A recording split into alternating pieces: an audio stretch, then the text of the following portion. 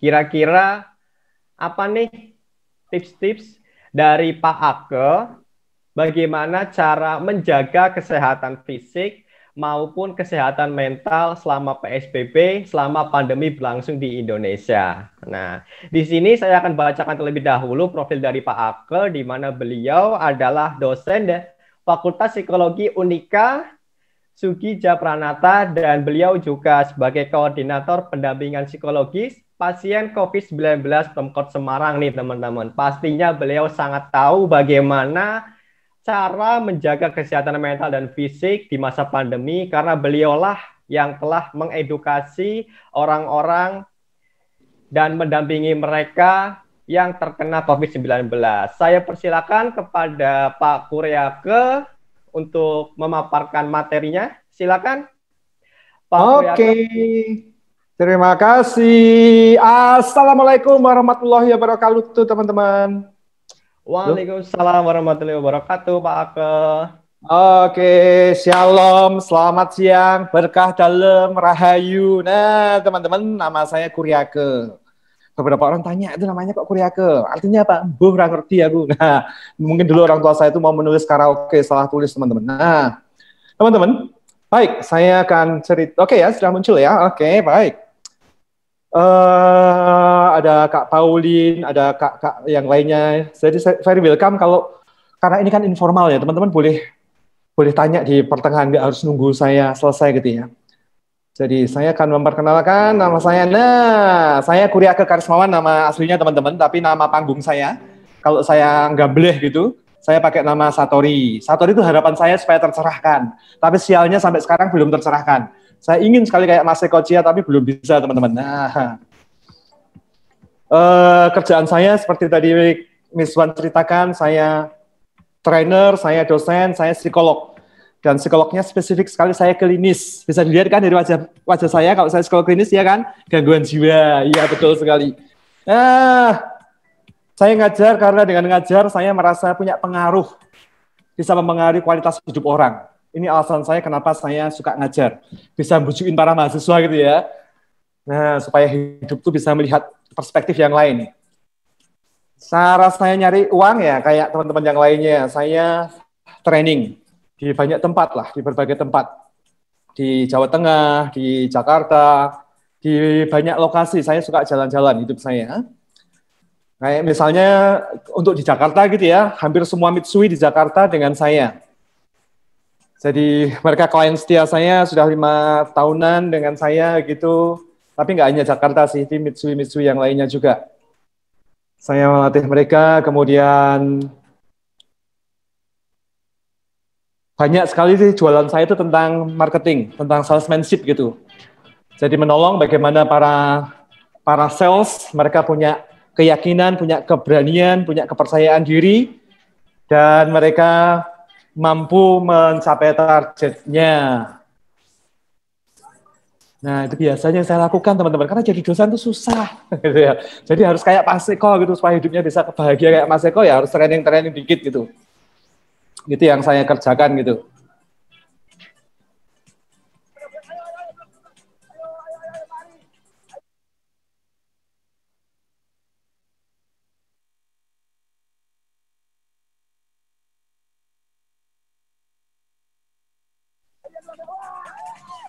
Dengan grupnya Yutaka Astra gitu.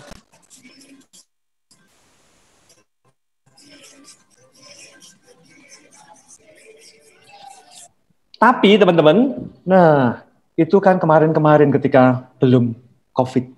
Semenjak tahun lalu seperti teman-teman yang mungkin yang bergerak di bidang training juga merasakan. Jadi omset menurun, ada jalan sih. September kemarin mulai naik lagi gitu ya.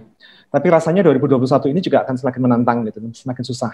Sehingga kegiatan saya semenjak bulan Juni tahun lalu adalah mendampingi pasien di rumah sakit darurat. Sehingga ini yang saya lakukan teman-teman sekarang.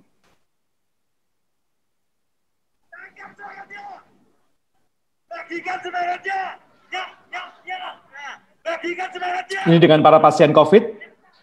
Jadi kalau sore saya di rumah sakit mendampingi mereka.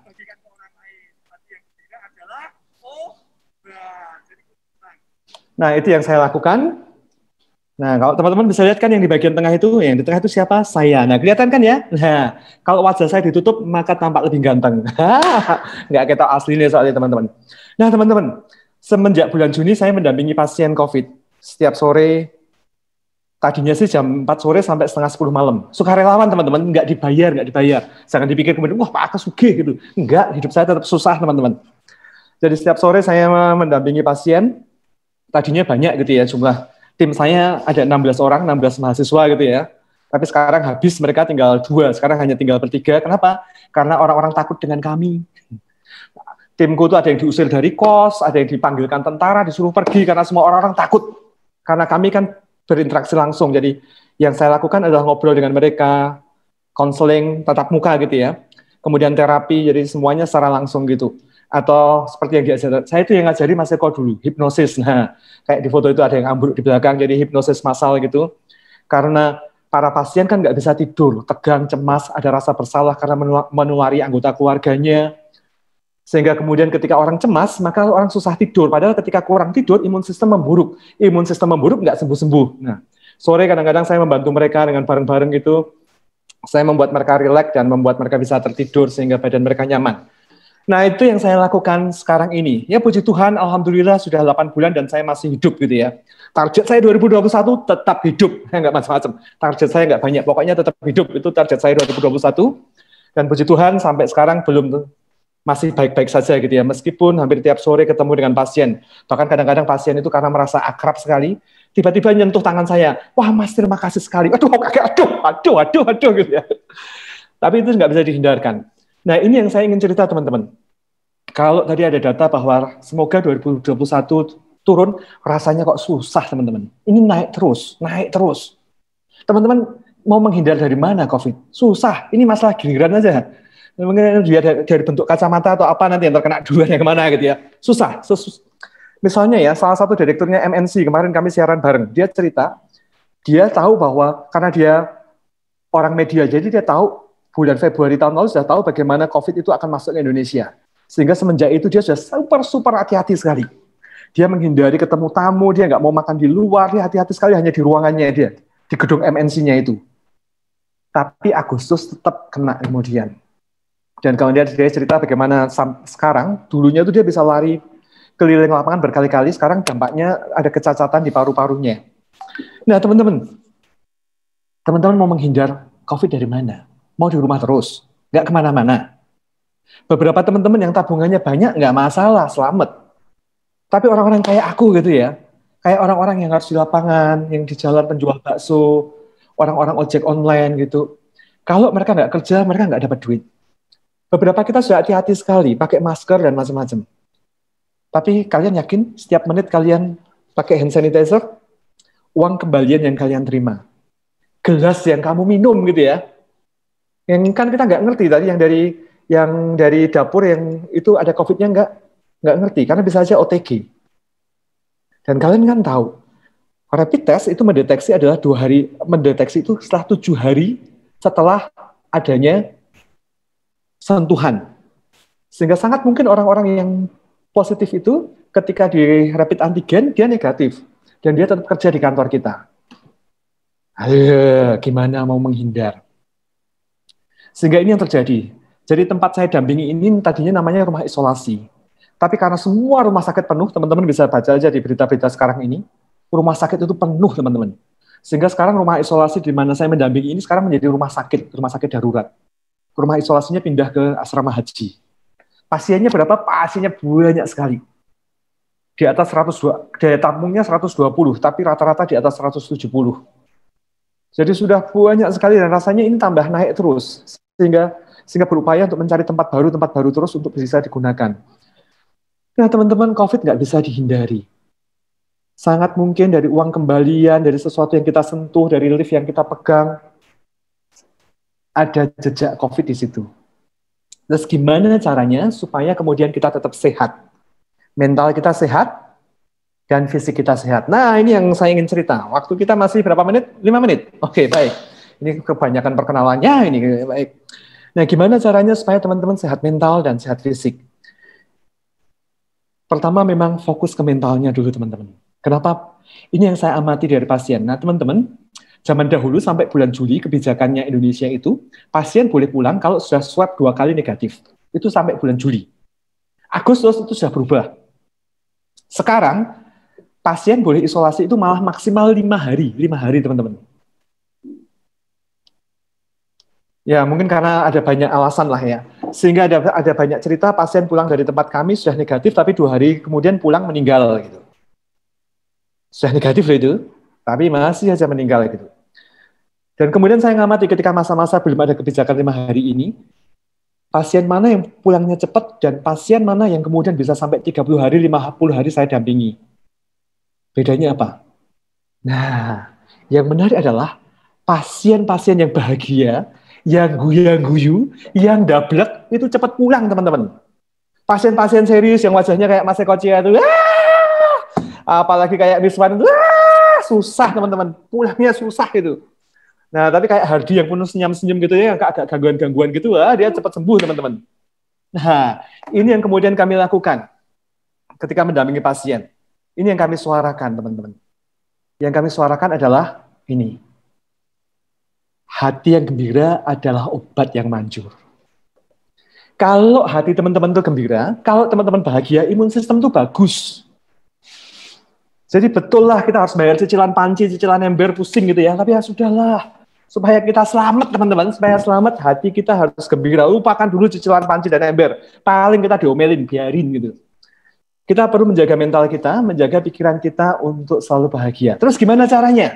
Nah, ada banyak ini yang kemudian saya suarakan kalau saya di kementerian-kementerian supaya mereka tetap mau berani bekerja. Inilah dia, DOS. Dopamin, oksitosin, serotonin, dan endorfin. Ini jadi kayak kuliah ini. Baik. Nah, teman-teman, supaya teman-teman mentalnya sehat dan fisiknya sehat, inilah 4 hormon bahagia yang teman-teman perlu miliki. Yang pertama, D. D itu apa? Dopamin. Apa? Dopamin, betul sekali. Dopamin inilah hormon yang ada di nenek moyang kita ketika dia melihat rusa gitu ya. Ini yang membuat dia larinya lebih kencang. Ini yang kemudian membuat paru-parunya menjadi lebih lebar gitu ya. Dan bisa menghirup oksigen lebih banyak. Ini yang membuat antusias. Dopamin akan muncul ketika ada target yang kelihatan yang itu menggiurkan. Nah, teman-teman, dopamin ini yang membuat kemudian hidup kita semangat. Imun sistem kita naik. Sehingga sekali lagi yang saya omongkan, kita nggak bisa menghindari untuk tidak tertular. Karena sangat mungkin virus ini ada di mana-mana. Tapi kita bisa mencegah untuk tidak terinfeksi. Beda loh ya, tertular dan terinfeksi. Virusnya masuk, tapi nggak sampai infeksi karena kemudian imun sistem memakannya. Nah, caranya gimana? Punya target. Jadi betul sekali kalau teman-teman kemudian bergabung dengan Mas Eko Cia di sini. Karena kemudian teman-teman punya target, ada sesuatu yang harus dikerjakan. Nggak hanya tiduran rebahan melulu. Tiduran rebahan melulu itu bikin banyak penyakit. Begitu punya target, maka kemudian teman-teman akan antusias. Dopamin inilah yang ada pada sabu-sabu. Nah, mari teman-teman yang punya pengalaman pernah pakai sabu-sabu, bisa cerita pakai sabu. Mas Hardi dulu ketika belum bertobat gitu, dulu pernah pakai. Gimana pengalamannya? Ya, dulu sebelum bertobat. Pakainya sabu. Pakainya sabu. Sabu. Ya. Teman-teman, kenapa orang pakai sabu? Karena itu membuat kemudian mereka optimis, semangat, fokus. Kita nggak perlu pakai sabu yang sintetik. Tapi ketika teman-teman punya target, ketika di tempat ini teman-teman kemudian bikin target, aku mau marketing, aku mau menjual asesmen ke sekian sekolah, targetnya gini. Dan kemudian aku akan mengupayakannya. Sesungguhnya ini bukan demi supaya jualan kita laku, bukan semata itu teman-teman. Tapi itu juga untuk menolong kita sendiri. Begitu ada target, maka hidup kita juga, badan kita lebih segar, kita nggak akan depresi. Imun sistem kita juga bagus. Jadi yang pertama apa? Punya target. Nah, Miss Wan punya target. Tahun ini, bulan ini aku harus dapat pacar 2. Nah, gitu Miss Wan. Begitu kamu menetapkan targetmu, wah ya, imun sistemmu bagus. Jadi pertama miliki target. Teman-teman yang lain juga begitu. Ini bukan mata-mata untuk jadi materi, bukan teman-teman. Tapi ini semata-mata juga hal yang lain menolong diri kita juga. Ada sesuatu yang kita kejar, maka kita nggak depresi. Ada sesuatu yang kita kejar, maka imun sistem kita naik. Jadi punya target. Jadi begitu mulai krisis menghantam gitu dan setiap sore saya nganggur. Juni, April, Mei, Juni itu kan nggak ada kerjaan karena semua masih bingung gitu. Kemudian saya bikin target, saya mau bikin usaha. Kemudian saya ternak lele teman-teman. Tetangga juga bilang, ini ngapain dosen, psikolog, trainer, masih ternak lele, rakus gitu. Bukan masalah duitnya teman-teman. Tetapi ketika ada sesuatu yang baru, ada sesuatu yang kita kejar, maka kemudian hidup kita bergairah dan imun kita naik, punya target. Sehingga kalau teman-teman bergabung dengan lembaga ini, miliki target untuk belajar sesuatu, untuk terampil sesuatu. Enggak semata-mata demi lembaga ini atau enggak semata-mata demi angka yang kita dapatkan, tapi juga menyelamatkan kita di masa-masa pandemi ini. Imun sistem kita membaik. D, dopamin. Yang kedua, O untuk oksitosin. Oksitosin. Oksitosin itu hormon cinta. Hormon apa, teman-teman? Ya, cinta. Nah, saya mau tanya ini. Saya tanya ke siapa yang wajahnya muncul. Oke. Ada Kak Yuanita. Oke, Kak Yuanita. Hai, Kak Yuanita. Hai. Kak Yuanita, kapan terakhir jatuh cinta, Kak? Jujur, ayo. Kak Yuanita, kapan terakhir jatuh cinta? Pagi ini, Pak. Masya Allah, pagi ini teman-teman Miss Wan, pagi ini dengarkan itu Miss Wan. Mungkin orang yang beruntung adalah kamu Miss Wan. Wah, namanya rezeki itu kadang-kadang kita nggak tahu Miss Wan. Pagi ini bayangkan. Kalau siapa lagi ya? Kak Fernando Gautama, kapan terakhir jatuh cinta?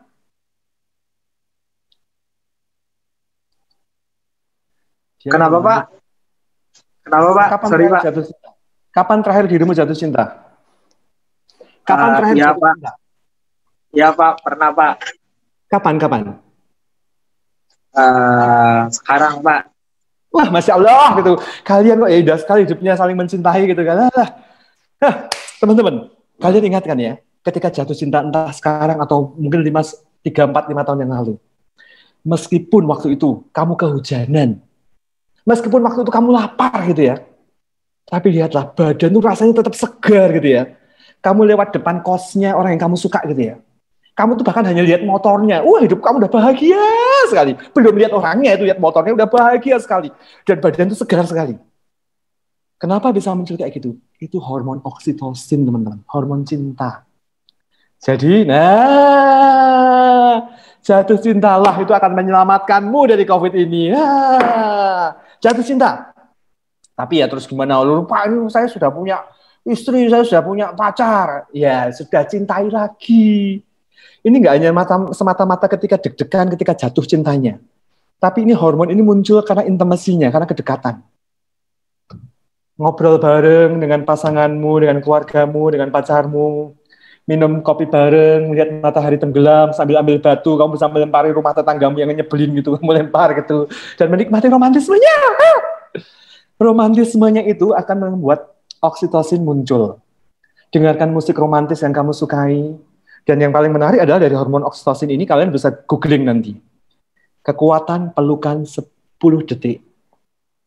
Pelukan 10 detik, teman-teman.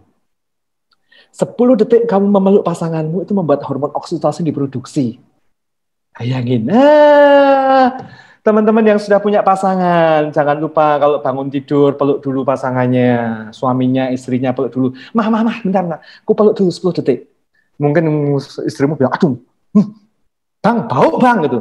Tenang, demi kesehatan kita. Nah, pelukan 10 detik itu akan membuat hormon oksitosin diproduksi. Terus gimana? Kayak orang-orang yang nggak punya pasangan, siapa yang masih jomblo di sini, yang hidupnya masih susah, teman-teman? Siapa yang jomblo? Ada yang jomblo. Yang saya jomblo, Pak. Masa depannya itu berat sekali. Nah, terus gimana? Wah, Pak, saya itu jomblo, Pak. Ya sudah, peluk diri sendiri kalau gitu ya. Nggak ada yang dipeluk diri sendiri ya. Gimana lagi ya? Pelukan 10 detik. Rasa intimasi, kedekatan, kenyamanan gitu ya. Itu menolong kita.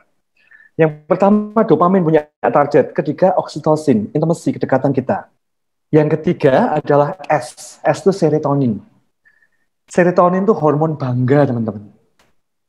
Sehingga kalian bisa lihat di KFC, di Indomaret, ada karyawan terbaik bulan ini. Itu menolong mereka.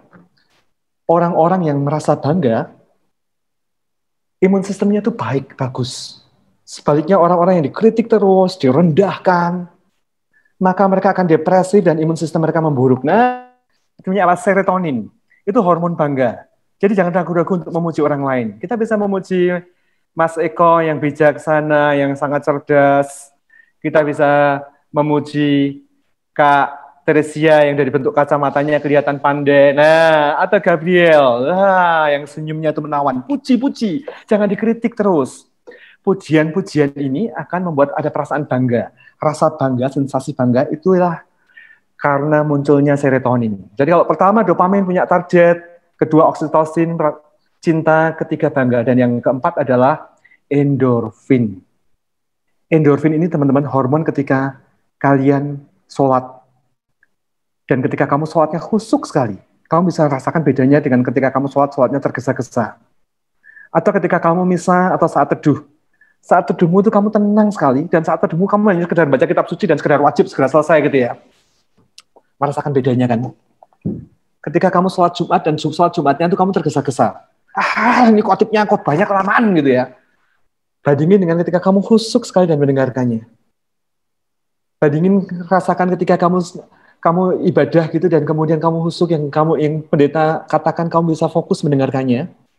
Dan yang kamu mengatakan, pendetanya ini omong ini lagi, persembahan lagi.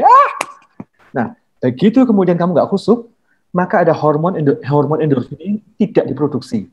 Hormon endorfin ini diproduksi ketika kita tenang, ketika kita khusyuk. Sehingga ini alasannya ketika kamu selesai sholat, selesai saat teduh, selesai misa, selesai meditasi yang khusyuk, kamu bisa merasakan tenang. Rasanya itu nyes. Beda dengan yang ketika kamu tuh hanya tergesa-gesa. Nah, perasaan nyes, perasaan tenang ini karena endorfin. Nah, makanya itu teman-teman, ayo saat teduh. Ayo sholat yang baik, nggak hanya sekedar wajib. Nah, begitu teman-teman sungguh-sungguh, maka ini menyelamatkan kita. Dopamin, oksitosin, serotonin, endorfin. Nah, ketika teman-teman melepaskan 4 hormon ini, maka kemudian mental kita bagus dan fisik kita bagus. Dan jangan lupa, hati yang gembira adalah obat. Oke teman-teman, begitu materi singkat saya. Silahkan kalau mau ada yang kesaksian. Nah, sebelum nanti kolektor persembahan yang lainnya akan diedarkan. Wah, ya opo gitu. Oke. Mari silahkan teman. Pak, saya mau bertanya tentang cinta ya Pak ya. Ini persoalan yang asik Pak bagi saya remaja gitu. Kira-kira apakah cinta itu bisa diwujudkan selain kita itu selain ke lawan jenis seperti itu Pak? Misal bisa ke benda atau misal ke hobi, apakah itu juga meningkatkan hormon serotonin itu untuk menjaga kesehatan dalam diri kita Pak? Iya teman-teman, betul sekali. Wah, kamu dulu Miss Wantu cerdas loh ya. Iya, punya hobi itu bagus. Meskipun bukan oksitosin dilepaskan, tapi itu endorfin. Sehingga teman-teman yang punya hobi gitu ya, punya hobi merawat tanaman, rasakan. Habis merawat tanaman gitu ya, kalau kamu habis marah dengan pacarmu, nah, rawat tanaman, rasanya itu saya tenang. Atau beberapa orang itu kemudian bersih-bersih, setelah itu tenang. Nah, punya hobi itu membuat kemudian endorfin dilepaskan juga. Betul sekali, punya hobi. Mungkin ada teman-teman yang hobinya bersih-bersih. Nah, bisa main ke rumah saya. Bersih-bersih rumah saya. Kamu sehat, aku juga senang. Cocok gitu. Ya, punya hobi teman-teman, betul. Jadi penting sekali kalau kalian punya hobi. Meskipun rebahan itu juga baik gitu ya. Teman-teman, iya ya. Tidur yang cukup itu kita butuhkan di masa-masa COVID ini. Itu yang ku amati dari pasien-pasien. Itu obrolan dari pasien. Mereka kan kebanyakan bingung. Mas, aku tuh nggak ngerti keluar dari mana. Awal-awal Juni, Juli itu mereka masih bisa menyebutkan keluar dari siapa-siapa. Belakangan ini mereka nggak ngerti. Sungguh-sungguh, karena nggak tahu dari uang kembalian, dari sesuatu yang disentuh di jalan, dari nyentuh apa, nggak ngerti. Tapi selalu sama polanya ketika aku tanyain. Kenanya kapan? Waktu itu kondisinya gimana? Polanya adalah lelah atau kurang tidur, teman-teman. Lelah dan kurang tidur. Jadi hati yang gembira itu betul kita butuhkan, tapi nggak cukup, teman-teman. Miliki tidur yang cukup. Kemudian nggak usah terlalu lelah. Iya betul lah, kita perlu mengejar target dopamin, iya. Betul, tapi jangan terlalu lelah. Nah, saatnya tidur ya tidur. Dengan demikian kita menyelamatkan diri kita sendiri. Paling orang tua kita aja sebel. Kamu tuh tidur, makan. Kamu tuh borosin nasi, sana pergi dulu gitu. Nah, biarin ini mah ini demi kesehatan. Nah, kalian bisa bilang gitu kan teman-teman. Tidur yang cukup dan kemudian jangan lelah. Itu menolong kita. Jadi punya hobi ya, betul ya, punya hobi, milik hobi itu akan menolongmu teman-teman. Menolong saya juga. Ya, misalnya hobi ganti pacar gitu ya. Itu juga akan dua manfaatnya. Pertama, Hobi itu kemudian serotonin endorfin diproduksi, pacar itu oksitosin diproduksi. Jadi umurmu panjang loh kalau hobi ganti pacar. Kayak masa kamu ya tega, pacarmu itu nanti depresi, kena COVID kalau kamu kayak gitu. Jangan gitu. Oke. Baik teman-teman, mari adakah yang mau berbagi cerita atau bertanya? Pak mau nanya, tapi ini agak luar topik sih Pak. Nggak apa-apa, Gaby. Kan saya lagi skripsi, terus kayak saya kok suka kayak tiba-tiba takut deg-degan, kayak banyak muncul pikiran-pikiran negatif gitu, terus jadi kayak pusing sendiri. Itu gimana ya Pak supaya menguranginya, supaya saya nggak terlalu apa-apa dipikirin. Iya teman-teman, teman-teman bisa lihat rasanya Gaby, kasihan dia. Tiap ayah senyum dong, tertawa dong, hidup cuma sekali ya. Hidup sekali kok dipikir serius gitu. Aduh, belum tentu besok kita selamat, bisa aja tsunami atau apa gitu. Nah, teman-teman nikmatilah hidup ini. Kita nggak ngerti sih hidup kita sampai kapan. Yang penting kita berikhtiar, kita berusaha. Nah, yang kamu alami Gaby, itu gangguan kecemasan. Meskipun mungkin belum sampai gangguan ya, tapi itu gejala kecemasan. Nah, kecemasan biasanya kemudian muncul karena banyak faktor. Pertama mungkin kamu skripsinya ya, dosenmu nyebelin atau anjingnya dosenmu itu nyebelin gitu ya. Yang itu membuat kamu cemas. Ini kalau maksudnya ditolak lagi atau apapun juga.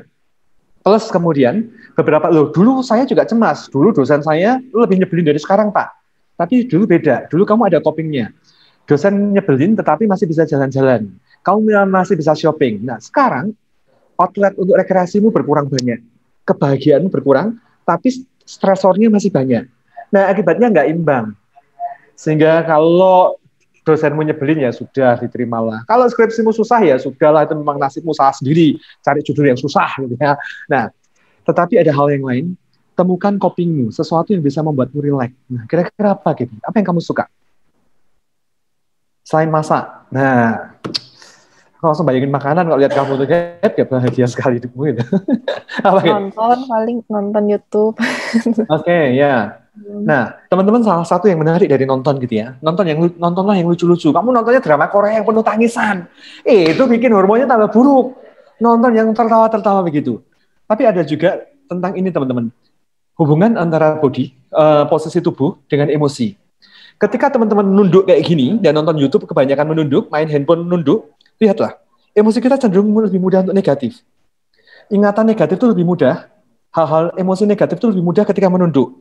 Sehingga andai kata kamu nonton, ya handphonemu kamu letakin gini, nah maksudnya nggak se-ekstrim itu sih, tapi agak naik. Lihatlah, ketika kita bangga, ketika kita sukacita, ketika kita senang, kita tuh agak menengadah.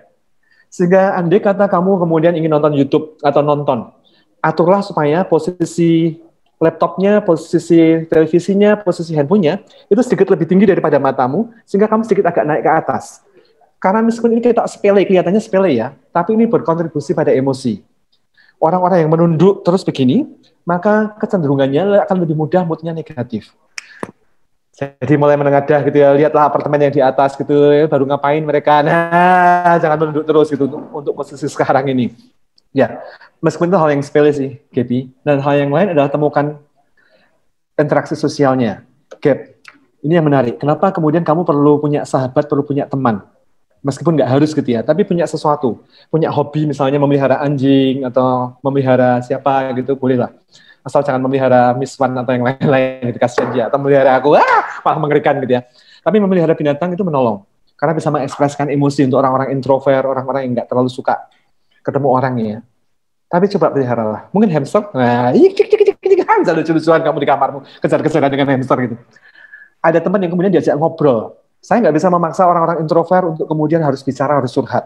Karena mereka menikmati ketika diam, ketika sendiri. Tapi, dengan adanya binatang, itu membuat kamu bisa ngobrol, mau bisa cerita. Itu loh, pembicara tadinya dulu, Pak Kuryaka tuh nyebelin, sok tahu. Nah, kalau kamu ngobrolnya sendirian di kamar, tetangga apartemenmu, tetangga kosmu bilang, oh itu agak gila, Gaby. Tapi kalau kamu ada hamster, nah tetangga kosmu bilang, oh dia baru ngobrol dengan hamsternya. Sehingga orang bisa memaklumi dan kamu pun sehat. Jadi miliki sesuatu alasan untuk kamu bisa ngobrol. Tapi syukur kalau kamu bisa ngobrol dengan manusia. Nah, dengan sahabat, itu menolong. Karena nanti kamu juga ngamati. Beberapa teman-teman psikologi mungkin ngamati ya. Yang khas dari orang-orang yang kemudian kena gangguan jiwa schizofren kalau di rumah sakit. Kalau kita lihat dari wajah-wajah ini, Miss Wan, aku, kamu, Hardi, terus kawan-kawan ini kira-kira siapa yang paling punya gejala, punya potensi masuk rumah sakit karena gangguan schizofren? Siapa? Hampir nggak ada, teman-teman. Hanya Mas Eko aja kelihatannya. Hampir nggak ada. Kok bisa? Nanti kalian lihat karakteristiknya. Orang-orang yang schizofren, pertama itu memang pendiam. Ketika ada masalah, semuanya ditahan. Dia nggak pernah cerita. Dia tahan sendiri. Ya, diam. Yang kedua sih genetik itu mempengaruhi, gede sekali. Tapi yang ketiga ini, nggak cukup itu. Orang-orang yang schizofren, mereka tuh orang-orangnya itu cerdas. Nah, makanya aku selamat, nggak mungkin gangguan jiwa schizofren. Teman-teman kalian juga, Mas Eko itu yang cerdas itu banyak gangguan jiwa. Nanti hati-hati Mas. Nah, teman-teman perlu bahagia, perlu punya kontak sosial. Itu yang menyelamatkan kita. Kenapa kemudian orang-orang gangguan jiwa punya karakteristik yang khas? Punya kecenderungan introvert. Ketika Gaby, kamu apapun yang kamu hadapi, yang kamu nggak bahagia, kamu tahan sendiri, ingat, kemungkinan nanti akan menghantam ke dalam. Sehingga gangguan-gangguan muncul. Nah, teman-teman mulai menyadari kapan teman-teman perlu waspada. Bisa terkena COVID. Nah, ini gejalanya, teman-teman. Apakah di antara kalian belakangan ini mulai sariawan? Setiap orang gejalanya beda. Atau asam lambungnya tinggi, rambutnya rontok, jerawatnya tambah banyak. Cek. Nah, apakah teman-teman ada yang kayak gitu? Siklus menstruasinya kacau. Nah, semuanya itu adalah indikasi teman-teman sedang stres. Padahal begitu stres, maka imun sistem menurun. Imun sistem menurun, kalau suatu saat teman-teman kena virus, teman-teman bisa terinfeksi. Nggak hanya sekedar tertular. Nah, gejalanya itu. Jadi kalau teman-teman kalian mulai, kenapa kemudian ketika stres rambut lebih rontok, asam lambung jadi tinggi? Karena jumlah bakteri di lambung kemudian nggak terkendali. Sehingga kemudian setiap kali stres, asam lambungmu naik. Beberapa sariawan. Dan ketika kamu pindah, akan pindah lagi. Diobati lagi, pindah lagi. Itu indikasi stres. Rambutnya rontok. Jerawat. Hampir semua kita di sekitar kita itu ada banyak bakteri yang kemudian itu mengganggu kulit kita. Tapi kenapa ketika stres jerawat lebih banyak? Sama. Karena jumlah imun sistem kemudian menurun ketika kita stres. Karena hormon kortisol diproduksi lebih banyak. Sehingga jerawat kita lebih banyak.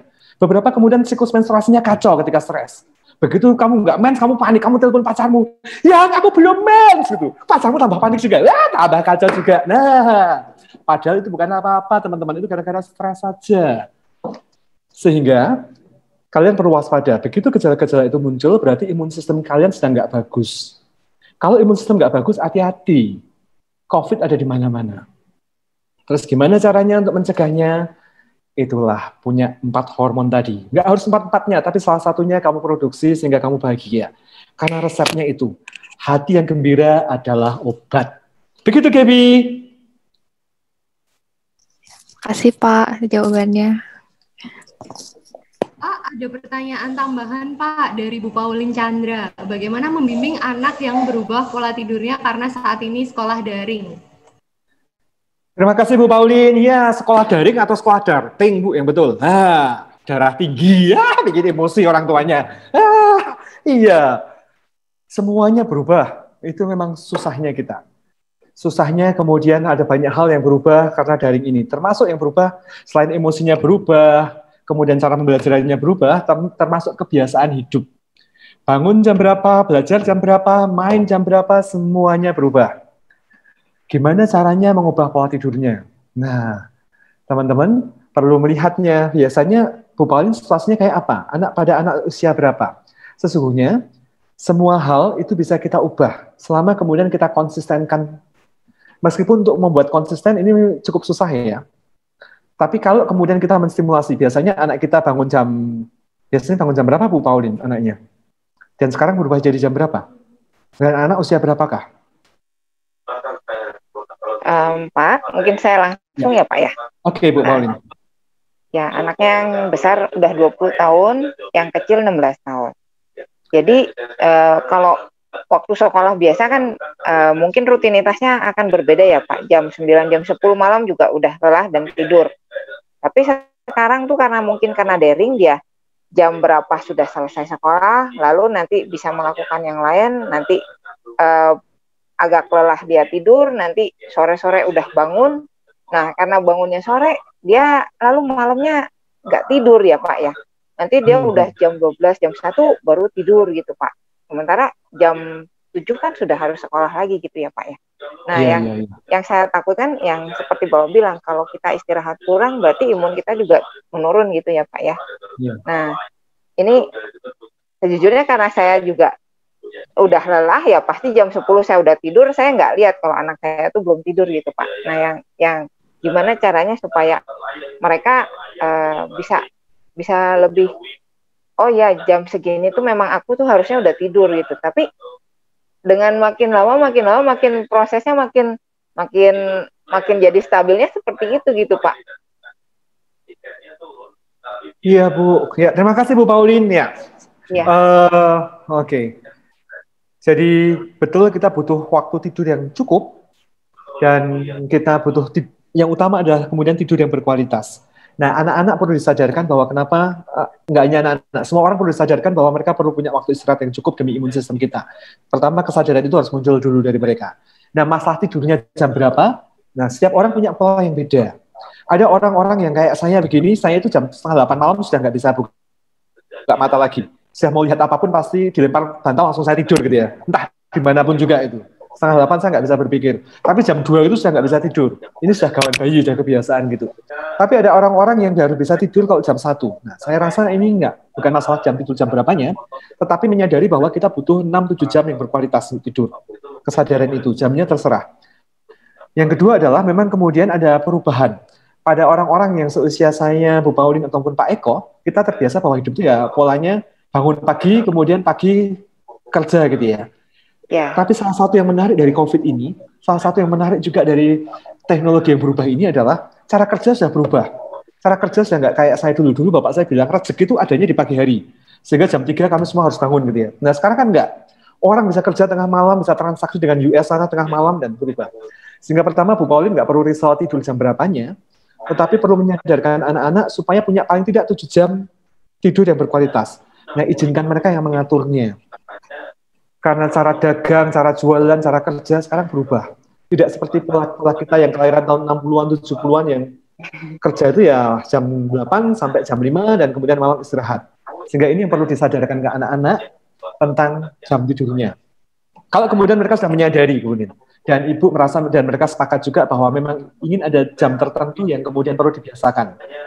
Dan sudah disepakati, andai kata mereka sepakat, nah yang agak susah memang kemudian ini anak-anak dewasa. Untuk anak-anak yang kecil umur 4 tahun, 5 tahun itu kan gampang. Begitu kita dekati, kita ajak temani, nanti kita tidur, mereka akan tidur. Nah, orang-orang dewasa kita nggak bisa sekaku itu. Kita ngobrol, yang utama ada jam berapa yang dibutuhkan, berapa jam yang dibutuhkan untuk tidur, dan minta mereka mengaturnya. Itu yang utama. Yang kedua, kalau kemudian mereka menyepakati jam berapa, maka peran kita, meskipun kita sekali lagi nggak bisa memaksakan karena mereka sudah usia dewasa, kita hanya mengingatkan. Ayo sesuai kesepakatan, mari silakan anak-anak kalian tidur dulu. Ini sudah jam 8. Aku tahu masih ada hal yang menarik, tapi ingat, demi keselamatanmu. Tapi nggak hanya keselamatanmu, nah sentuh perasaan mereka demi keselamatan mama. Karena kalau kamu OTG, nah orang yang mereka kan yang remaja-remaja OTG nggak apa-apa, tapi kita yang orang tua gini, kena. Sentuh emosi mereka, sehingga kemudian mereka akan memaksa diri mereka tidur demi mamanya yang sangat peduli. Begitu Bu Pauline. Baik, terima kasih Pak. Pak, mau nanya dong Pak, kalau tips mengatasi rasa bosan gimana ya Pak? Mengatasi apa, Kak? Rasa bosan. Ya itu yang sudah tertulis di layarmu itu, dream it, believe it, achieve it. Nah, punya sesuatu yang dikejar. Ada hal yang membuat kita bosan karena segala satunya sama melulu. Ini pentingnya kita bikin keributan. Nah gitu Kak. Pagi-pagi jogging sambil bawa batu, lempar rumah tetanggamu, kamu lari kencang, berdebar-debar, semangat hidupmu gitu ya. Semangat melarikan diri. Betul. Nah teman-teman, bagi beberapa orang yang biasanya hidupnya sangat variatif, sangat rancak sekali, COVID ini membuat kemudian nggak bisa kemana-mana dan jadi bosan, jadi nggak bergairah. Ini pentingnya sekali lagi, teman-teman memikirkan sesuatu, memikirkan target, sesuatu bisa dikejar. Tidak masalah entar tercapai atau tidak, bukan masalah angkanya berapa, bukan masalah itu. Tetapi ini yang membuat hidupmu menjadi penuh semangat. Ini cocok untuk orang-orang yang apa? Kolerik sanguin gitu ya. Apa? Yang dominan influence gitu. Cocok untuk orang-orang yang bajunya merah. Wah, hidupnya tuh inginnya kan bikin keributan terus. Tiba-tiba disuruh diam, aduh, kerjaan di kantor hidupnya flat, depresif gitu. Nah, Iya Kak, dirimu perlu melakukan sesuatu. Cari komunitas baru, berinteraksi dengan orang baru. Kalau sudah pacaran berapa lama dengan pacar yang sekarang, putuskan, ganti pacar baru. Provokatif ini. Hidupnya menantang gitu. Laporin pacar saya loh, Pak. Hidup-hidup yang menantang ini akan membuat kita sehat, teman-teman. Bagi beberapa tipe kepribadian ya. Bagi beberapa orang tertentu memang lebih suka untuk tenang. Nggak ada masalah. Untuk orang-orang dengan tipe kepribadian tertentu yang penuh semangat, yang kayak saya bilang tadi ya, itu orang-orang misalnya ISTJ, MBTI-nya, atau DISC-nya itu yang DI itu ya. Nah, teman-teman, lepaskan hormon dopamin. Karena kamu akan senang, kamu semangat, dan itu sesuai kepribadianmu. Tapi untuk orang-orang yang kayak saya, kayak gini, yang teduh, yang tenang, yang nggak macam-macam, yang kalian bisa lihat kan di atas saya ada lingkaran putihnya, kelihatan? Nah, yang salah kayak saya gini nih, nah, itu hormon endorfin. Saat teduh, baca kitab suci, ya. Sehingga beda sifat, beda hormon yang kalian bisa sentuh. Nah, untuk dirimu, carilah tantangan. Carilah sesuatu yang buat kamu semangat. Kamu sehat, kamu bahagia. Untuk orang-orang yang kayak saya, ya, saya akan doa 24 jam gitu ya. Saya sehat, saya bahagia. Nah, gitu teman-teman. Terima kasih teman-teman. Shalom, berkah dalam, rahayu. Wassalamualaikum warahmatullahi wabarakatuh. Saya cabut dulu. Terima kasih. Thank you, Pak Ake. Kapan-kapan ngisi lagi ya, hipnosis sama marketing ya. Siap. Ya, thank you. Mohon izin. God bless semua. Thank you for watching our video. Don't forget to like, comment, and subscribe.